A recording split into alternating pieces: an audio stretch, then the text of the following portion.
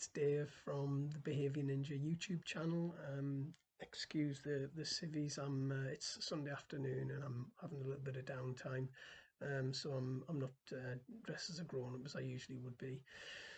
I've just been reflecting on some of the videos that I've been doing recently, and in particular one of the videos I did on low-level disruption, and I did that for particular reasons, but also I felt that it was a key issue to talk about, and so I produced a video, and the bulk of the video, I talked about how low-level disruption is so impactful, how much impact it has on us as practitioners and how it can make us feel, and where it can potentially lead in terms of that idea of an avalanche of behaviour if we don't do something about it. And we then talked a little bit about proactive and reactive strategies that we could use. So we spent a little bit of time on routines and looking at how they will affect low-level disruption.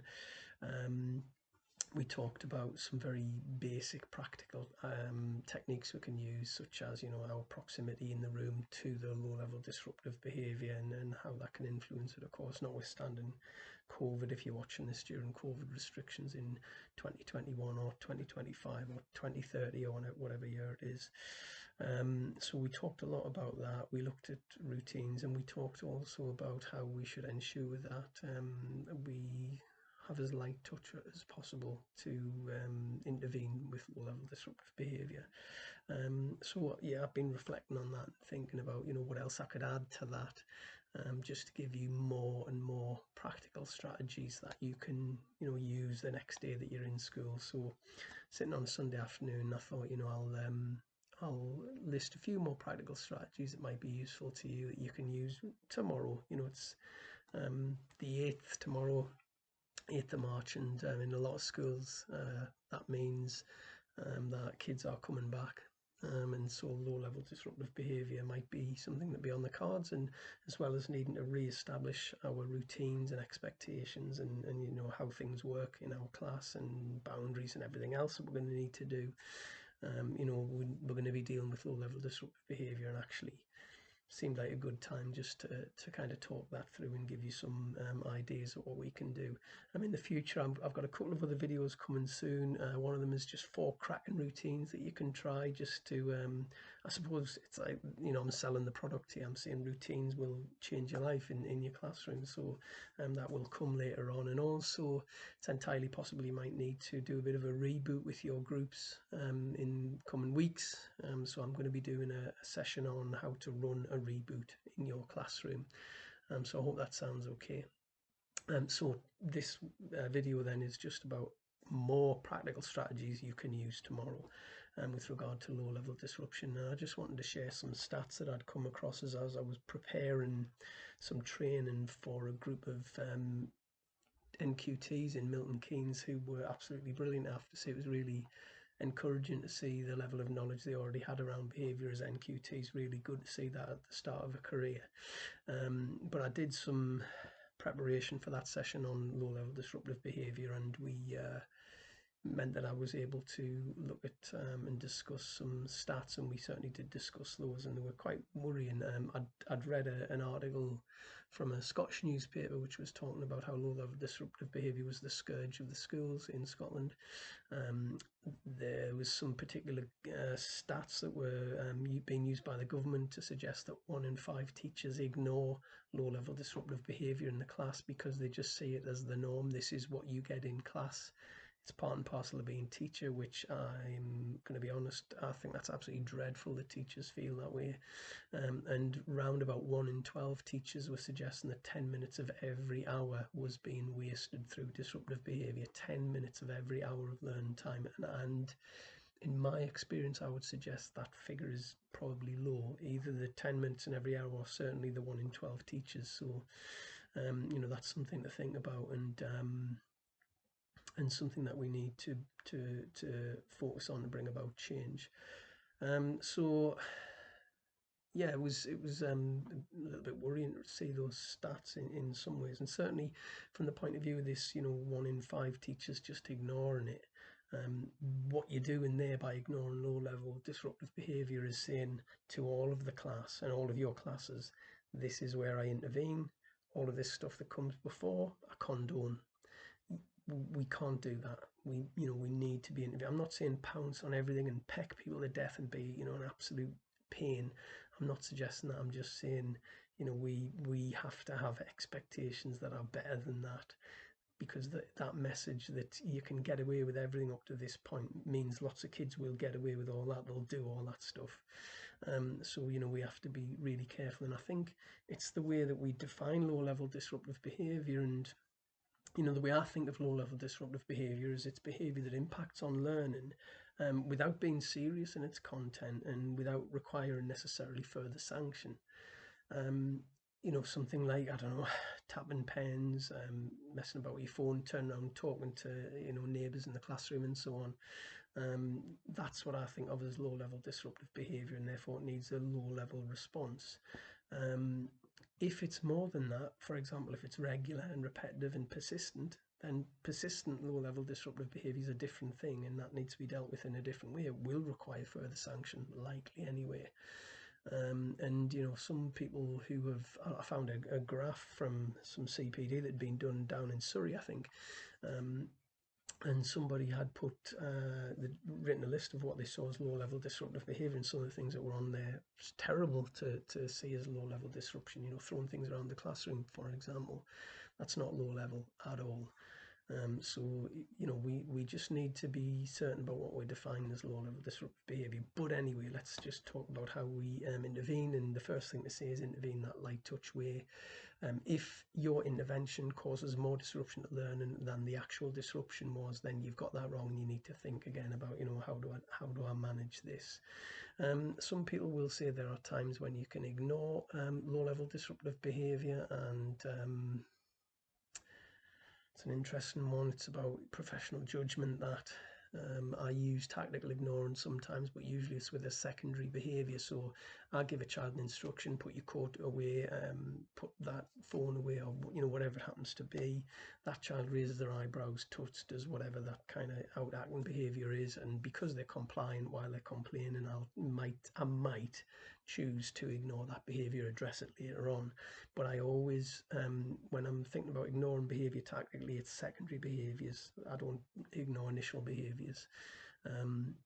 So that's something to think about. But of course, I can see reasons why, if you are at the end of a lesson and you're working with a child and they're just about to nail a concept because of you're working with them and then guiding them through it, and then you look across the room and somebody is doing something that is disruptive, maybe with others at their table. It might be that you tactically ignore that because the important bit is to get it right with this child, and then you'll come back to it later on. And I get that, and I think that's a judgment call, and teachers will know what to do and when to do it.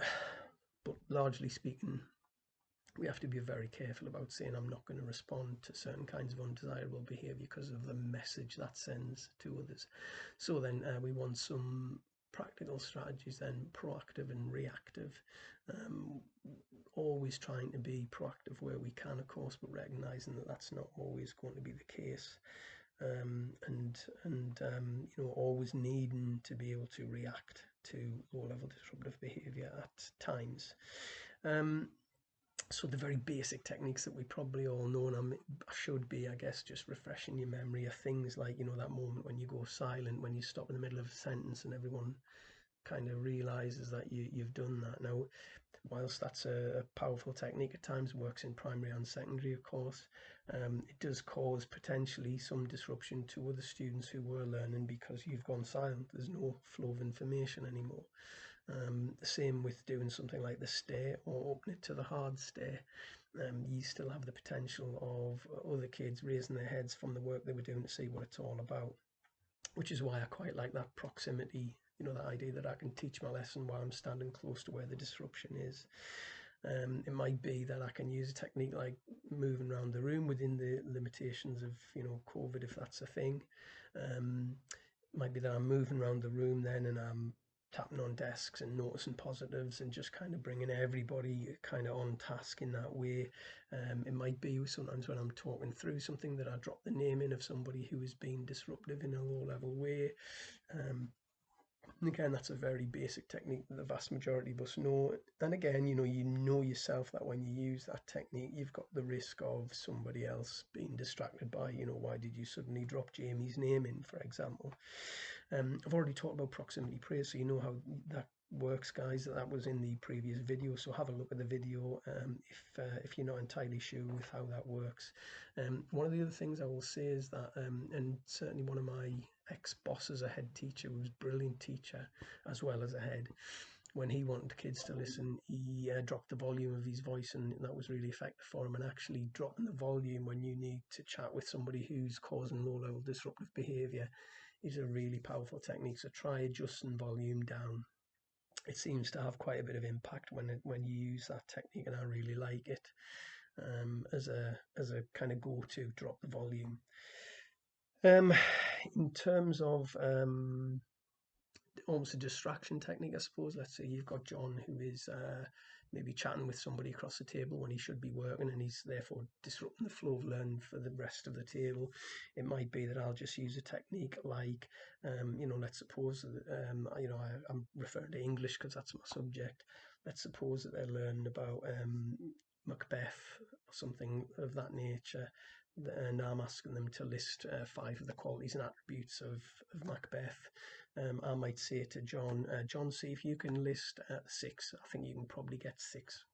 Now, all I'm doing actually is I'm saying, John, you're not working and you should be, but I've used that technique just to refocus them, to bring them back on task. We talked before about a simple technique like teaching from the back of the room, and again, that's something that you can think about. We talked about routines like having, as well as the meet and greet, for example, having volume levels that you accept. But other techniques might be to have what we call DNA, a do now activity or a hook activity on the board, and building that routine that says, when you come into my classroom, you sit down, you get your stuff out, you look at the board, there'll be an activity on the board, and you crack on with it. Now, some people will tell you that do now activity has to be linked to the learning of the topic you're doing. I don't do that, I'll be honest. You could come into my English classroom, sit down, it says on the board, list 5 things you take on a desert island and say why. Nothing to do with the lesson, but what is it doing? Well, it's doing what I want it to do, which is to get kids focused on the board and thinking. And that's what I'm after. And then I can deal with any low-level disruptive behaviour that's going on while they're tasked with that activity. So I quite like the idea of using something like a do now activity or a hook activity if that's something that you like. And routines generally, I think, work really, really well. But remember, we always have to teach routines. So I was sharing with a teacher recently who's struggling with routines for meet and greet, for example, because the kids are in the class before she is, because kids are still and the teachers are moving from classroom to classroom to educate them, which is a bit of a reversal of the norm, of course. So she's now developed a new COVID routine, if you like, that says that when she arrives at class, the children are already in there and already, having a bit of a chat and whatnot, as kids will. It's not because they're evil, it's because they're kids and humans. So when she arrives at the class, she has to have a new routine in place. And her routine is something like, when I arrive at the class, I'll expect all of you to focus in, to get all of your equipment and put it on your desk. I know there will be some chatter going on. I'm not going to make a big deal about that, but I want everybody, as I come in the classroom, to begin to get their gear out. I will need some time to set up and do the things that I need to do because I've just come from a previous classroom. So it may be that we even have a little bit of chat between people, and that will be at partner level volume. It won't be loud. I will get everything ready, and then I will ask you to refocus in 3, 2, 1. Thank you. And at that point, everybody will be focused on me, pens down, listening and looking at me and ready to work. And so she's introduced this routine because she knows that, things have changed and kids just need some structure around that. And, it's not about defeating an enemy. It's about seeing it for what it is, recognizing that it's nobody's fault, but that's how it's gone, and doing something about it, something that's quite creative. So I think, being able to use those routines is really important. In terms of assertive language, so there will be times with low-level disruptive behaviour where you need to have a word with students. I always think that if you can praise in public and chastise in private, that's a much more effective way to go. So let's suppose you're taking a student out of the classroom. You've said, I just need a minute, just pop outside, thank you. You take the student outside. This is a good time to be quite assertive with your language. They've no longer got the audience that they had, so that's not adding the additional sort of sense of, that need to resist adult control, I suppose, because you haven't got people watching you, your peer group's not watching you, and that's quite important to kids. And at that point, that's where I'm going to use quite assertive language. And my usual routine for assertive language is to state the child's name, to tell them the behaviour that I'm seeing and the impact it's having, because they might not know. Potentially, depending on the situation, I might drop in the possibility of a consequence, and then I'm going to finish with a scripted end to the sentence, and then we move back into the classroom. So it might be something like, Kieran, you're tapping your pen. It is disrupting the learning of others. It needs to stop. I expect you to carry on with the work. I don't want you to feel like you need to lose 5 minutes of your break to catch up, but that is your choice. We know you can make a good choice. I expect you to. Thank you. And then back into the classroom. So that bit at the end that says, I need you to make a better choice, we both know you can. If you use a scripted end like that, it's quite a powerful way of saying it's all on you now. I didn't use things like, please can you, I would like you to. I'll say, you need to, or I expect you to, because that's much more assertive. Okay. I hinted that, there was a potential for a bit of a loss of break time, which hopefully he doesn't want to happen. And I'm giving him every opportunity to make a better behaviour choice. So using that kind of assertive language is really quite positive. There is a guy called Rob Plevin who uses a particular scripted end that's something like, is that what you want to happen? It's your choice. And it's a nice way to finish. If you finish on the idea that there is a choice here, that's quite a powerful way to go. I always have non-negotiables with my groups, and these stand the test of time when I'm getting low-level disruption. So these are pre-understood. They're not pre-negotiated, because I'm not negotiating with kids. They are pre-understood. The kids now will know that in terms of my non-negotiables, I say to kids, never say no to me. If I need you to move seats or leave the room, you never say no. That is a non-negotiable. You may decide to disrupt your own learning, and there will be consequences, but if you disrupt other people's learning, there'll be more. That's a non-negotiable. Disrupt your own learning, it's dumb, but if you choose to do that, you choose to do it, but don't ever disrupt other people's learning. That's not acceptable. And also, don't try and negotiate with me. If I'm giving you an instruction as a result of your behaviour, I don't want you to turn into some barrack room lawyer. I don't want to hear, oh, but hang on, sir, what about when? And Mr. Such and Such lets me, why don't you let me? And nobody else is following that rule. Why should, I don't want to hear that rubbish. So they're my 3 non-negotiables. Don't try and negotiate with me. Never say no to me. Never refuse the instruction I've given you. And do not disrupt other people's learning. And they stay in place through thick and thin. I have that refocus routine, because low-level disruption can come in many forms, and the refocus routine is for those wild situations like when a kid farts loudly in class and everybody goes into uproar, or your windows are open and a bee or a wasp flies in and everybody seems to act like they've been attacked by the SAS or something, and it's just a wasp. In those situations, my refocus routine can come into play, and it is simply this: I need the group to refocus in 3, 2, 1, and I've taught the kids, when I say that, this is what happens. Everything else that's going on is peripheral and unnecessary. You stop, you put stuff down, you look at me. Might be for health and safety reasons, for example, but that's what happens. So that refocus routine is there for all those situations that you guys all know have happened before. So that's another thing that you can think about. In terms of proactive strategies, you will have seating plans and ideas like that in place, which are fairly basic. You will know that if you've got good preparation skills and everything's where you need it, and you've got extension tasks to hand, then that is helpful, because low-level disruption can often happen when you take your eye off the ball, for example, and you get into a moment where it's, oh my goodness, where's my photocopying, and so on and so forth. So they're fairly straightforward.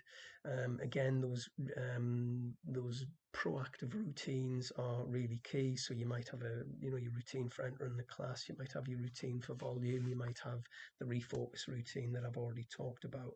In terms of things to avoid then, I suppose things like getting into dialogue with someone who's been disruptive in that sort of low level way. And in fact, in most situations, I don't get into dialogue with kids. I have a script that says, if you want to discuss that, speak to me at the end of the lesson, that's fine.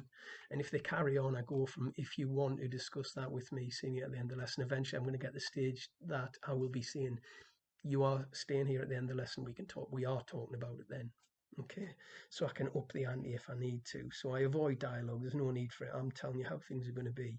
I also avoid being excuse me, being affronted by kids. So if I've got any sentences that are starting with "how dare you" or anything like that, I'm going to avoid those because they suggest that I'm getting emotional, and that's no good to me.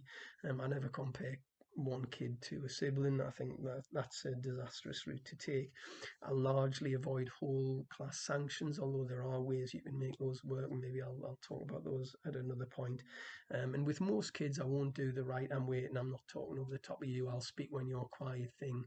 Certainly not so much with older kids. Down at the younger end and towards primary, maybe I'll have a go at that technique. But generally speaking, that's something that I might well avoid with the most challenging classes, because they might think it's great that you're not going to start work until the point where they're quiet, and they just won't be quiet. Okay, so there you go. There's some practical strategies you can try from tomorrow on managing and dealing with low-level disruptive behaviour. Hope it's useful. As always, like, subscribe, and so on. As I said, there are more videos to follow in the coming weeks. So, if you click subscribe, and then you'll obviously get the notifications when they pop up. Otherwise, thanks very much. Remember, you've got the app that you can look at if you want to download the app. And otherwise, I'll stop then. Thanks very much for your time on a Sunday afternoon. Bye bye.